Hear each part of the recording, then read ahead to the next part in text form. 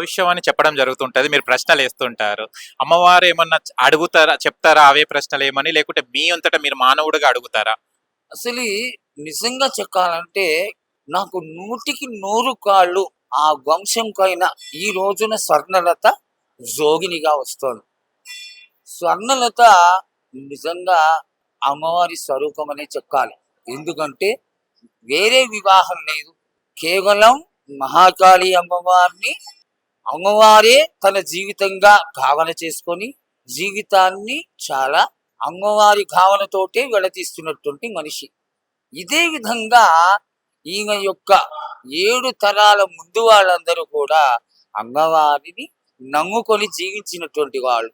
ఈమె వివాహం చేసుకోదు. కేవలం ఆలయానికి సంబంధించి ఆలయానికి కావలసినటువంటి దేవతా కార్యక్రమాలు మాత్రమే చేస్తూ ఉంటుంది. ఇంకా ఇంతకంటే తార్కాణం ఏం కావాలి, సభకు ఏం కావాలి, సత్యం ఏం కావాలి? ఇక్కడ చక్కటి క్రియ ఏంటంటే 16 రోజున తెల్లవారుజామున 8-9 గంటల సమయంలో అమ్మవారి ముందర ప్రధాన దేవత అయినటువంటి మహాకాళి అమ్మవారికి ఎదురుగున్నా ఉన్నటువంటి రాజశ్యామల అమ్మవారి ముందర రాజమాతంగి ముందర గుంట తవ్వుతారు. గుంట తవ్వి దానిలో కచ్చికుండని పెడతారు. సాధారణంగా కచ్చికుండని మనం ముట్టుకుంటే ముక్కలైపోతుంది.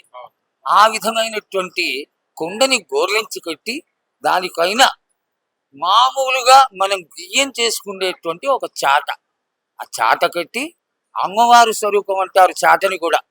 ఆ చాటని కట్టి తాంబూలం కట్టి దాంట్లో కసుపు కుంకుమ తాంబూలము పచ్చి ఆకులు ఒక్కలు కట్టి ఈ జోగిని మేళ తాళాలతో ఒడిగియం కోసి తీసుకొని వస్తారు. తీసుకొని వచ్చేటప్పటికి సగం ఆవాహన జరుగుతూ ఉంటుంది ఆ మేళ తాళాలకి. సరిగ్గా తీసుకొని వచ్చి ఈ రాజమాతంగి అమ్మవారి ముందర నిలబెట్టిన తర్వాత 8 జాతుల వాళ్ళు, ఏర్కులు గైన్లు మొదలైనటువంటి వాళ్ళందరూ 8 జాతుల వాళ్ళు, జాతి మత కుల భేదం లేదని చెప్పా కదా, దానికి ఇది ఒక చక్కటి నిదర్శనం. వీళ్ళందరూ సాగర విధానంలో మంత్రాలు చెప్తారు ఆమె చెవిలో. చెప్పినప్పుడు మహాకాళి అమ్మవారు మనం ఎంత తలుసుకున్నా కనబడినటువంటి జగన్మాత ఈ జోగినికి ఆవాహన జరగడం అనేది ఆశ్చర్యకరమైనటువంటి విషయం. ఇంకా గొప్ప విషయం ఏంటంటే ఆవాహన జరిగినాక వీణని మీటుతూ అమ్మవారు తన్మయత్వంలో వెళ్ళిపోయి ఆ కచ్చికుండ మీద నిలబడుతుంది. పూర్తిగా ఆ కచ్చికుండ మీద కాళ్ళు కొట్టి నిలబడుతుంది. ఇదే గొప్ప నిదర్శనం. ఆ నిలబడి అమ్మవారు వెళ్ళిపోయేంత వరకు కూడా కచ్చికుండ కదలదు. అమ్మవారు కొండ ఎక్కి వెళ్ళిపోయింది అని అనిపించింది మనకి అంటే ఆ కొండకు వెళ్ళిపోతుంది. అది కళ్ళతో చూసినటువంటి విషయం. 30 సంవత్సరాలుగా నేనే అమ్మని ప్రశ్నలు అడిగి ఆ సాన్నిధ్యంలో నిల్చొని నిజమైనటువంటి అమ్మతో మాట్లాడుతున్నటువంటి తన్మయత్వాన్ని ఆనందాన్ని పొందినటువంటి నేను, అమ్మ లేదు అని పొరపాట నేను కానీ చెప్పాను అంటే నా జన్మకి సార్థకత లేదు. ప్రశ్నలు అడుగుతుంటారు కదా స్వామి. అన్నప్పుడు మనము మన ప్రజల కోసం మనం కోసం మంచిగా చెప్పినప్పుడు ఇలా ప్రమాదం ఉంది బాలక అన్నప్పుడు మీకు ఎలా దాన్ని రిసీవ్ చేసుకుంటారు? అమ్మ చెక్కడంలో గిడ్డల్ని హుషారు చేయడమే. నేను ప్రశ్న అడిగాను. చక్కటి విషయం ఏంటంటే స్వర్ణలతకి విద్యాభ్యాసం లేదు, ఏబిసిడీలు తెలియవు, అనాయిలు తెలియవు, రాయలేదు, చదువుకోలేదు. మేము పండితులం, శ్రీ విద్యా పండితులం మహాకాళి దేవస్థానంలో. నేనుగా ప్రశ్నలు అడుగుతుంటే నాకు సరైనటువంటి సమాధానాలు, నేను అడిగిన దానికి సమంజసమైనటువంటి తాకతుతో అమ్మవారు సమాధానాలు చెప్తుంది.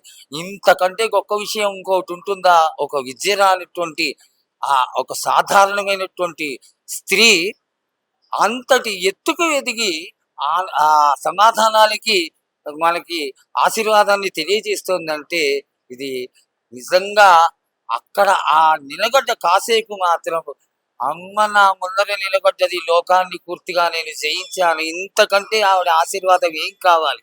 అమ్మ ఆశీర్వదించి మంచి మాటలు చెప్తోంది కాబట్టి మనం అందరం ఈ యొక్క క్రియలన్నీ చేసుకోవాలి అని ప్రతి సంవత్సరం కూడా నేను దగ్గర ఉండి ఆమె చెక్కినటువంటి క్రియలన్నీ కూడా చేయిస్తూ ఉంటాను. పోయిన సంవత్సరం 5 ఆదివారాలు అందరికీ తోచిన విధంగా అమ్మవారికి శాఖలు పోయండి, నేను శాంతి కొడతాను అని అమ్మవారు తెలియజేసింది. ఎంత చిన్న కోరిక! అమ్మవారు ఏదో నాకు మేడలు కావాలి, మిద్దెలు కావాలి, గంగారం కావాలి అని అడగదు. చక్కటి శాంతిని కలిగింపచేసేటువంటి చల్లటి ఆ తీర్థాన్ని తీసుకొచ్చి నా గడప ముందర ఉన్నటువంటి కోతలింగడుకైనా కొయ్యండి అని మనం చేసినందువల్ల మనల్లాగా కొడతాం కానీ అమ్మకు వచ్చేటువంటి నష్టం ఏం లేదు. అమ్మ చెక్కడం 100కి 100 కాళ్ళు సత్యం. చేసుకున్నవాడు జీవితం ధన్యమై వాడు ఇంకా దినదినాభివృద్ధి చెందుతాడని నా ఆశ. బోనాల పండుగప్పుడు మీరు తీసుకున్న జాగ్రత్తలు, నియమాలు పాటించేది ఏంటిది ఇక్కడ? ఈ 15 రోజులు కూడా అమ్మవారి యొక్క ఉపాసన ఖచ్చితంగా జరగాల్సిందే, ఖచ్చితంగా చేస్తాం. మొదటి రోజున గణపతి హోమంతో మొదలవుతుంది. గణపతి హోమం అయిన తర్వాత అమ్మవారికి మూలమూర్తికి కూడా అభిషేకాలు మొదలైనటువంటి క్రియలు చేసి 16 రోజులు మేమందరం ఆలయంలో ఉన్నటువంటి బ్రాహ్మణులందరూ పొద్దున సాయంత్రం అమ్మవారికి అనుష్ఠానాలు చేయడం, పూజలు చేయడం, అదేవిధంగా కొన్ని లక్షల ఖడ్గమాల అర్చనలు జరగడం ఈ అమ్మవారి యొక్క విశిష్టత, అమ్మవారు చేయించుకున్న దానికి నిదర్శనం. భవిష్యవాణి చెప్పినప్పుడు ఎన్ని గంటల సమయం పడుతుంది స్వామి? పూర్వకాలంలో ఆ డోలీ గైరట్లు వీళ్ళందరూ అక్కడ సమావేశమై మాలో ఒక జోగిని స్వరూపంగా ఉన్నటువంటి స్త్రీకి, ఒక వనితకి అమ్మవారు వస్తుంది అనేటువంటి ఆనందంతో ఒక చక్కటి గ్రూప్ వాళ్ళందరూ తయారై అక్కడికి వచ్చి నగరంలో ఉన్నటువంటి పెద్దలందరూ సమావేశమై దానిలో నుంచి నిర్ణయించుకున్నటువంటి ఒక పెద్దవాడు నాగం కృష్ణ గారు కానీ, ఇక్కడ లక్ష్మీనారాయణ గారు అని ఉండేవాడు ఆయన కానీ, జగదీశ్వరయ్య అని ఉండేవాడు ఆయన కానీ, ఇట్లాంటి ఈ సాన్నిధ్యానికి సంబంధించినటువంటి పెద్దల్లో ఎవరో ఒకడు నిలబడి ప్రశ్నలు అడిగేవాడు. కానీ ఒక 2 నిమిషాలు 3 నిమిషాలతో అది అయిపోతూ వస్తూ ఉండేది. నన్ను ఎండోమెంట్స్ వాళ్ళు మీరు అడిగితే బాగుంటుంది విశ్లేషణ తెలియజేస్తూ అమ్మవారి యొక్క స్వరూపాన్ని తెలియజేస్తూ ఆ ఆనందకరమైనటువంటి ప్రశ్నలకి సమాధానాలు చెప్తూ మీరు మాట్లాడితే బాగుంటుంది అని నన్ను నిర్ణయించడం, నిర్ణయించినప్పటి నుంచి కూడా ఆ కార్యక్రమం మొదలవుతూనే మొట్టమొదటగా ఈ ఆలయ చరిత్ర, అమ్మవారి యొక్క స్వరూపం, మహాకాళి యొక్క విశిష్టత ఒక గంటన్నర సేపు నేను తెలియజేయడం, తదనంతరం మేళతాళాలతో అమ్మ రావడం, అమ్మవారు వచ్చిన తర్వాత నేనుగా అమ్మవారిని కోరుకోవడం, అమ్మ దయచేసి నువ్వు తొందరగా వెళ్ళిపోవద్దు, మా యొక్క కోరికలు మేము అడిగినటువంటి ప్రశ్నలకి ఇంత 40-50 లక్షల మంది వచ్చి నీ దర్శనం చేసుకుంటున్న వాళ్ళందరినీ నీ యొక్క వాక్కుతో ఆశీర్వదించి అమ్మ అందరినీ సంతోషపెట్టు తల్లి. అంతవరకు సవ్యమైనటువంటి ప్రశ్నలు ప్రజల అందరి తరఫున ఇన్ని లక్షల మంది తరఫున నేను అడుగుతాను కాబట్టి నాకు సమయాన్ని కేటాయించి దయచేసి ఆశీర్వదించు తల్లి అని వేడుకుంటున్నట్లుగానే ఇంతకాలంగా అమ్మవారు ఆ కోరికను తీరుస్తూ వస్తుంది. నార్మల్ సమయంలో కాకుండా బోనాల సమయంలో అమ్మవారు ఏమి ఇక్కడ డిఫరెన్స్ చూస్తారు, మీరు గమనిస్తారు ఇక్కడ టెంపుల్లో? నాకు ఈ యొక్క జనసందోహం తక్కితే ఆషాఢంలో కనకొడతాం, మనకి లక్షల మంది వస్తున్నారు, వెళ్ళిపోతున్నారు.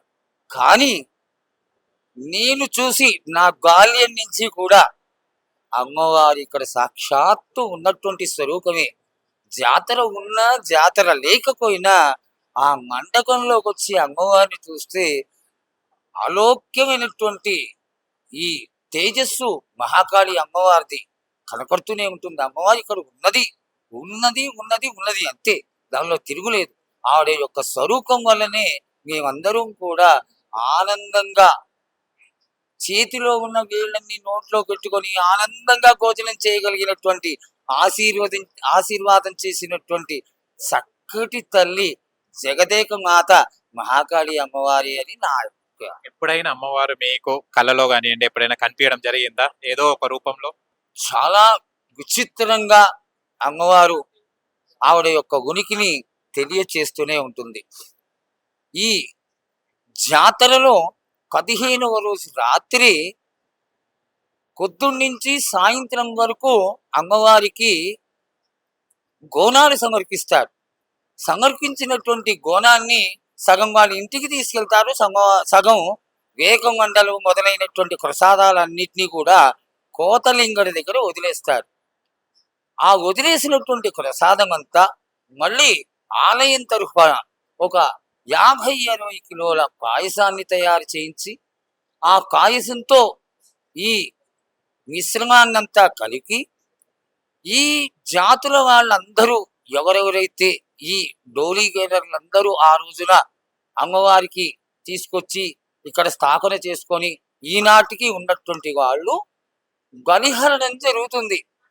ఇవాళంటే కాంక్రీట్ బేస్ వచ్చి అందరూ కాంక్రీట్ కన్స్ట్రక్టెడ్ బిల్డింగ్స్ లో ఉంటున్నారు. ఆ రోజున అందరూ పెంకుటిళ్లలో ఉండేవాళ్ళు ఈ చుట్టుపక్కల ప్రాంతాల్లో. ఆ పెంకుటిళ్లలో ఉన్నటువంటి వాళ్ళందరికీ ఒక నమ్మకం ఏంటంటే దయ్యాలు కానీ గాలి కానీ ఇతరమైనటువంటి దోషాలు కానీ ఇవన్నీ ఆశించి మమ్మల్ని గాదిస్తున్నటువంటి సమయంలో రాత్రి 12 గంటలకి అమ్మవారికి ఈ బలిహరణం జరిగినప్పుడు మేడతాళాలతో ఒక వ్యక్తి పైగా అమ్మవారు ఆవహిస్తుంది. ఆవహించినటువంటి వ్యక్తి తన చేత్తో 2 చేతులతో గంకలో నింకుతారు ఈ పాయసాన్నంతా, అన్నాన్నంతా. ఇది విసురుతూ వెళ్తాడు.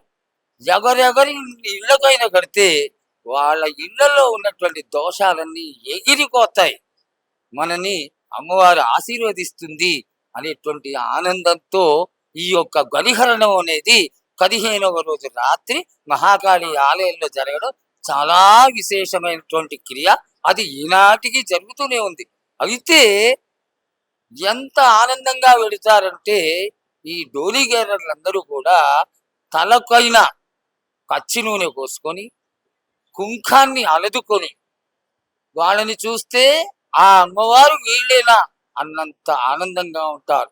ఆ మేళాల చక్కులు, జోడు గాజాలు, గంటలు, ఇతరమైనటువంటి గాజాలు వీళ్ళన్నీ అయ్యి మేళాలతో దద్దరిల్లిపోతూ ఉంటుంది. ఆ అమ్మవారు మహాకాళి మూలస్థానం నుంచి వీళ్ళందరితో పాటు బయటికి వచ్చి గ్రామ సంచారం పూర్తి గ్రామాన్ని రక్షించడానికి అంతా తిరిగి ఆఖరికి వచ్చి దేవాలయంలోకి వెళ్ళిపోతుంది. ఇది నేను కళ్ళతో చూసినటువంటి విషయం. చాలా సార్లు అమ్మవారు అద్భుతమైనటువంటి స్వరూపంతో అంతెత్తున ఉండేటువంటి ఆ జగన్మాత త్రిశూలాన్ని ధరించి ఆ వెడుతున్నటువంటి ఆ రూపాన్ని చూస్తే 2 కళ్ళు సరికో. ఆ అంతటి తేజస్వరూపాన్ని చూసి ఆనందపడినటువంటి ఆ యొక్క ఆశీర్వాదం నాకే దొరికిందేమో అనుకుంటూ ఉంటాను. చివరి ప్రశ్న, ఈసారి బోనాలు ఏర్పాట్లు ఎలా చేసుకుంటారు? చెయ్యడానికి మనం ఎవరు, చేయించడానికి ఎవరు? జగన్మాత 100కి 100 కాళ్ళు ఇక్కడ ఉంది. చిన్న అవాంతరం కానీ, చిన్న రోగాలు కానీ, చిన్న ఒక దోషాలు కానీ ఏమీ జరగకుండా ఈ 15-20 రోజులు కూడా అందరితో పాటు ఆ అమ్మవారు ఉండి తానుగా భక్తుల స్వరూపం మనసుల్లో ప్రవేశించి విచిత్రమైనటువంటి క్రియలతో నానా రకాలైనటువంటి సేవలతో అమ్మ ప్రతిదినం కూడా దినదిన కృతమానంగా నేను చూసిన 60 సంవత్సరాల్లో ఎక్కడికో చేరిపోయినటువంటి ఆ జగన్మాతని కట్టుకోవడానికి మనమేవడం, ఈ యొక్క మాటని మాట్లాడడానికి కూడా మనకి అంతులేనటువంటి విషయం. కాబట్టి ఈ సంవత్సరం కూడా 4 సంవత్సరాలు తలకాయ నొప్పులయ్యి, పోయిన సంవత్సరం రిలీఫ్ వచ్చి, ఈ సంవత్సరం నగర పెద్దల అందరి సమక్షంలో అందరినీ ఆశీర్వదించి అత్యద్భుతంగా అమ్మవారు ఆషాఢ జాతర తెలంగాణ బోనాలు లష్కర్ బోనాలు మొట్టమొదట ఈ ప్రాంతంలో మొదలైనటువంటి బోనాలు ఆనందంగా చేయించుకుంటుందని ఆశిద్దాం. థ్యాంక్ యూ సో మచ్ అండి, థ్యాంక్ యూ సో మచ్. చాలా విషయాలు తెలుసుకున్నాం ఈ టెంపుల్ గురించి. Thank you. మరో వీడియోతో కలుసుకుందాం. Thank you sir. Thank you.